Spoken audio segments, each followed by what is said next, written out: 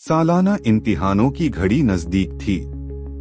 Malcolm, जो अपनी किताबों में डूबा रहने वाला एक संजीदा छात्र था, उसे तलाश थी एक ऐसे सन्नाटे की जहां सिर्फ उसकी कलम की आवाज गूंजे।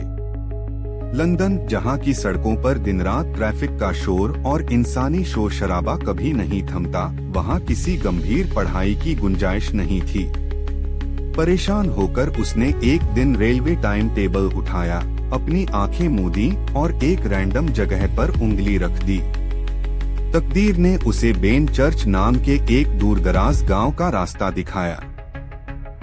मैल्कम ने बिना वक्त जाया किए अपना सूटकेस पैक किया, माँ से दुआएं ली और अगली ट्रेन पकड़कर एक अनजाने सफर पर निकल पड़ा।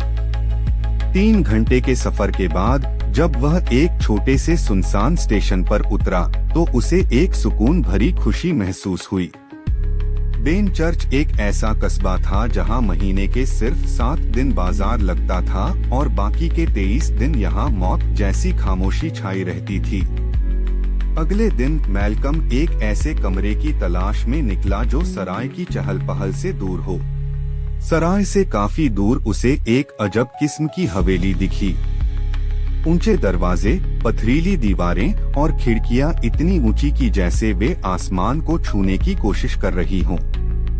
वह मकान पुराना था पर बेहद मजबूत। उसकी दीवारें काली पड़ चुकी थीं और कहीं-कहीं से उखड़ा हुआ प्लास्टर ऐसा लग रहा था मानो हवेली की हड्डियां बाहर झांक रही हों।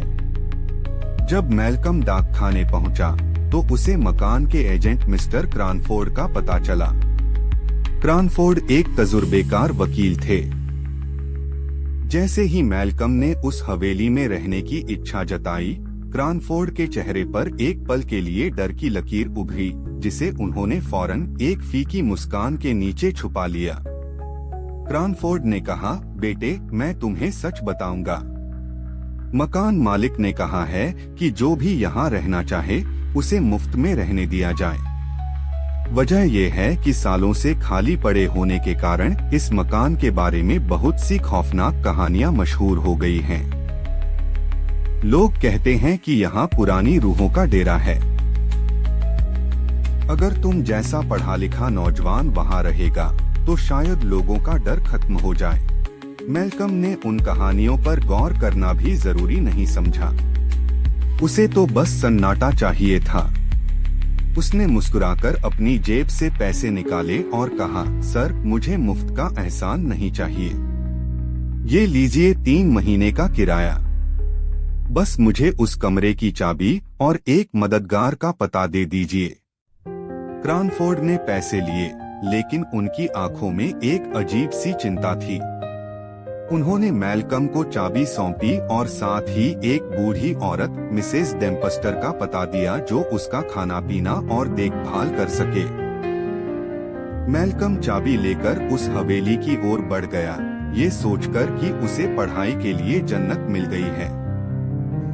लेकिन उसे अंदाजा नहीं था कि जिस खामोशी की उसे तलाश थी, उस खामोशी के पीछे हजारों चूहों के दांतों की किटकिटाहट और एक फांसी देने वाले जज की रूह उसका इंतजार कर रही है।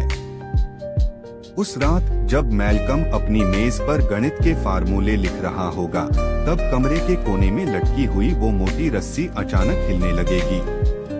और तब मैल्कम को समझ आएगा कि कुछ जगहें खाली क्यों छोड़ी जाती हैं।